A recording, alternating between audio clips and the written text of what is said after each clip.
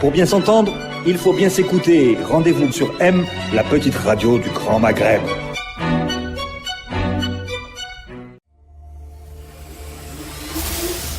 Nomadsland, une chronique d'humeur hebdomadaire vous est présentée par Ahmed Gasmia. Nomadsland, un regard décalé sur la réalité d'une époque.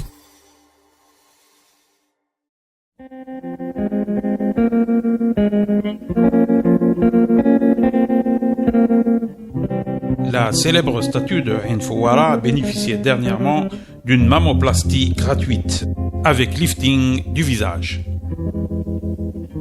Le praticien qui a pris en charge cette opération à coups de marteau et de burin y a mis beaucoup de volonté. Finalement, il a été interrompu par l'intervention des forces de l'ordre. C'était un peu prévisible. Une bonne chirurgie esthétique, c'est celle où, à la fin, on a souvent la peau lisse. Le destructeur furieux n'en pouvait probablement plus de voir cette sculpture en plein centre-ville. Pour lui, c'est non seulement une statue qui rappelle les divinités païennes, mais c'est surtout une femme. Et une femme qui n'a visiblement pas froid aux yeux, même en plein mois de décembre. La sculpture de Francis de Saint-Vidal, achevée en 1898, a subi ainsi sa troisième tentative de destruction en 20 ans. Elle a survécu à l'explosion d'une bombe artisanale, à une attaque au marteau, mais c'est la dernière agression qui a causé le plus de dommages. Peut-être parce que l'agresseur avait utilisé les mêmes outils que l'artiste. Dans de telles circonstances, il est toujours bon de rappeler quelques évidences, même si elles sont absurdes.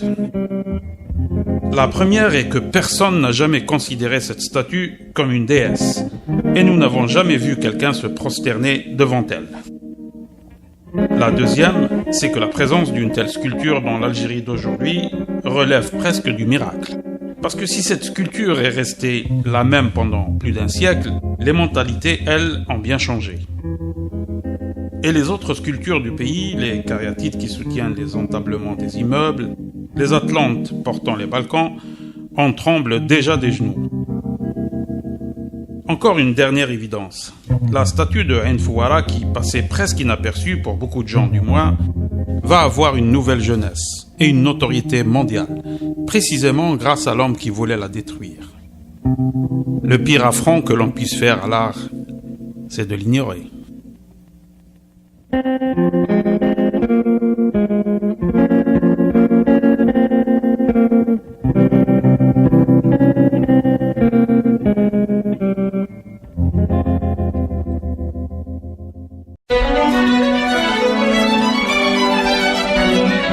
Pour bien s'entendre, il faut bien s'écouter. Rendez-vous sur M, la petite radio du Grand Maghreb.